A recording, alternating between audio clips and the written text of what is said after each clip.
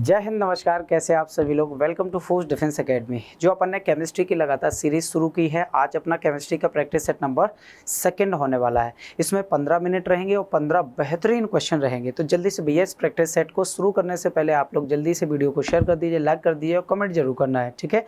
चलिए आइए स्टार्ट करते हैं। क्या लिखा है, पहला क्वेश्चन लिखा है, which one among the following is used in making lead pencil. जो लीड पेंसिल होती है उसको बनाने में किसका उपयोग किया जाता है, बताइए। बहुत प्यारा सा क्वेश्चन है। चारकोल का बिल्कुल नहीं सर, कोक का नहीं सर, कार्बन ब्लैक का नहीं, ग्रेफाइट का उपयोग किया जाता है। ग्रेफाइट का उपयोग देखो 2-3 जगह आप बिल्कुल लिख सकते हो। पहला कहाँ लिख सकते हो, ग्रेफाइट का उपयोग लेड पेंसिल में, यानी जो लीड पेंसिल होती है ना, लीड पेंसिल में भी जो आप बिल्कुल यूज़ करोगे वो कौन सा है, आपका ग्रेफाइट। दूसरा, स्नेहक के रूप में, लुब्रिकेशन के तौर पे या लुब्रिकेंट के तौर पे इसका उपयोग करेंगे। तीसरा, मंदक के रूप में, सर मंदक कहाँ पर, एज अ मॉडरेटर के रूप में न्यूक्लियर रिएक्टर में, नाभिकीय संलयन की प्रक्रिया में एज अ मंदक के रूप में भी इसका उपयोग किया जा सकता है। और ये स्लिपरी इन नेचर का होता है ना, स्लिपरी इन नेचर का।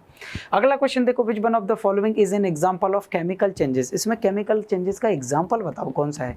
केमिकल चेंजेस का मतलब सुनो क्या होता है एक्चुअली में, ऐसा चेंजेस जो रिवर्स ना हो पाए, जिसमें केमिकल फॉर्मूला ही चेंज हो जाए, पूरा परमानेंट होता है। जैसे कागज का जलना, मैग्नेटाइजेशन ऑफ सॉफ्ट आयरन। बेटा ये तो फिजिकल चेंजेस है, क्योंकि जब तक आप आयरन के या फिर मैग्नेट के कांटेक्ट में आयरन को लाओगे तब तक तो प्रॉपर्टी लेगा, जैसे ही दूर करोगे प्रॉपर्टी खत्म हो जाएगी। तीसरा, dissolution of cane sugar in water, ये भी गलत है। Sir, preparation of I cubes from water. बेटा ये तीनों फिजिकल चेंजेस हैं, ये फिजिकल और ये फिजिकल। तो पहला क्या बचा है, केमिकल चेंज। बर्निंग शब्द लिखाओ कहीं पर भी, कुकिंग शब्द लिखाओ, फोटो रिस्पायरेशन लिखाओ, रिस्पायरेशन लिखाओ, फोटोसिंथेसिस लिखाओ, सबके सब किस में चले जाएंगे, आपके केमिकल चेंजेस में चले जाएंगे। एग्जैक्टली।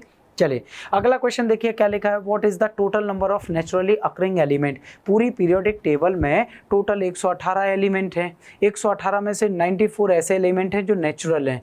कैसे हैं, नेचुरल हैं। और इनमें से बचे हुए जो 24 एलिमेंट होंगे, मेरे दोस्त ध्यान से सुनना, वो कौन से होंगे, आर्टिफिशियल होंगे, यानी कृत्रिम होंगे। आपसे पूछा ये गया है कि भाई कितने नेचुरल हैं, तो नेचुरल तो 94 हैं, और 94 हैं तो ऑप्शन नंबर बिल्कुल भी में कोई दिक्कत है। टोटल एलिमेंट कितने हैं, 118 एलिमेंट है। तो पीरियोडिक टेबल से क्वेश्चन बनते हैं।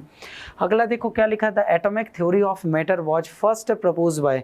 पदार्थ का परमाणु सिद्धांत सबसे पहले किसने दिया था। ध्यान से सुनो, परमाणु सिद्धांत आपसे पूछा गया है, किसके द्वारा दिया गया था। रदरफोर्ड ने तो अल्फा स्कैटरिंग किया था, हटा दो। जे थॉमसन इलेक्ट्रॉन के खोज करता। नील्स बोर है नहीं बेटा, कौन है, जॉन डाल्टन। कौन है, जॉन डाल्टन। हर एक ऑप्शन को भी साथ में चेक ये करना है कि वो सही है कि गलत है भाई, हाँ जी। चलो अगला क्वेश्चन देखो, which one of the following statement is not correct. कौन सा स्टेटमेंट करेक्ट नहीं है ना। तो चलो चेक करो, hydrogen is an element. Hydrogen element होता है, बिल्कुल करेक्ट है बेटा। Hydrogen is the lightest element. Hydrogen सबसे हल्का तत्व है, ये भी बिल्कुल सही है। Hydrogen has no isotopes. Hydrogen का कोई समस्थानिक नहीं है बेटा, ये गलत है। और गलत ही अपने को पता करना था, क्योंकि आपको तो पता है ना कि हाइड्रोजन का पहला तो ये होता है प्रोटियम, पहला समस्थानिक तो होता है प्रोटियम सर। दूसरा होता है ये ड्यूटेरियम। दूसरा कौन सा होता है, ड्यूटेरियम होता है, तो दूसरा ड्यूटेरियम। और तीसरा अगर मैं बात करूँ तो that is called tritium. Tritium. तो भैया हाइड्रोजन के 3 अपस्थानिक हैं, तो ये तो बोल रहा है कि कोई नहीं है भाई, 3 है, प्रोटियम, ड्यूटेरियम और ट्राइटियम। यही ड्यूटेरियम जिसका सिंबल होता है D2, यही ऑक्सीजन के साथ मिलकर D2O बना लेता है, ड्यूटेरियम ऑक्साइड। इसी को अपन हैवी वाटर बोला जाता है, भारी जल। क्या बोला जाता है, हैवी वाटर, यानी कि भारी जल। इसकी खोज की थी डॉक्टर HC यूरे ने। HC यूरे साहब ने इसकी खोज की थी। क्लियर है, बहुत बढ़िया। अगला क्वेश्चन की तरफ हम बढ़ेंगे, क्वेश्चन नंबर 6। क्या लिखा हुआ है, which one of the following statement is not correct. इनमें से कौन सा करेक्ट नहीं है ना, गलत स्टेटमेंट पढ़ना है। चलो भाई क्या लिखा है, element are defined by the number of protons by pauses. दूसरा, isobars of atoms have the same atomic number but different atomic mass. तीसरा, the mass number of an atoms is equal to the number of nucleons in its nucleus. वाह। और चौथा है, valency is the combining capacity of an atoms. A, B, C और D। बहुत ध्यान से सुनो बेटा, ठीक है। ऑप्शन नंबर बी में क्या लिखा है, आइसोबार और atoms having the same atomic number but different atomic मास। कौन सा कथन बेटा, ये तो गलत है। ये आइसोबार नहीं होना चाहिए, आइसोटॉप्स होना चाहिए था। और आइसोटॉप्स होना चाहिए था, मतलब आंसर यही है। आइसोटॉप्स में क्या होता है, same atomic number but different atomic मास, ठीक है। अगर जस्ट इसको उल्टा कर देता कि same atomic mass but different atomic number, तब आपका आइसोबार हो जाता। तो यहाँ आइसोटॉप्स होना चाहिए था, सही नहीं है। कौन सा सही नहीं है सर, ऑप्शन नंबर बी वाला बिल्कुल सही नहीं है। हो जाएगा क्लियर। चलिए अगला क्वेश्चन देखिए, consider the following statement, atomic number of an element more fundamental properties. भाई एटॉमिक नंबर सबसे अच्छा फंडामेंटल प्रॉपर्टीज होता है ये बताने वाला हेनरी मूसले था, और इनकी जो पीरियोडिक टेबल थी वो अकॉर्डिंग टू एटॉमिक नंबर थी। मेंडलीव की जो पीरियोडिक टेबल थी वो एटॉमिक मास के आधार पर थी, तो इन्होंने बोला भाई मास से ज़्यादा तो अच्छा कौन है, एटॉमिक नंबर, तो इनकी मॉडर्न पीरियोडिक टेबल थी।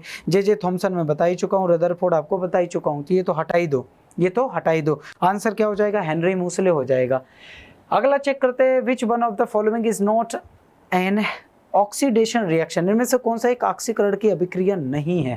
बेटा ध्यान से सुनना, कौन सा इसमें से एक ऑक्सीडेशन नहीं है, गलत नहीं करना। पहला देखो, rusting of iron, rusting of iron में केमिकल कंपोजिशन होगा, बिल्कुल होगी। रेंसिडिटी में चिप्स खराब होंगी, बिल्कुल सही है। कंबसन दहन होगा, बिल्कुल सही बेटा। ओपनिंग ऑफ सोडा बॉटल, ये कोई केमिकल रिएक्शन थोड़ी है, ये सोडा की बोतल का खुलना कोई केमिकल रिएक्शन थोड़ी है, तो ऑक्सीडेशन कैसे हो गया।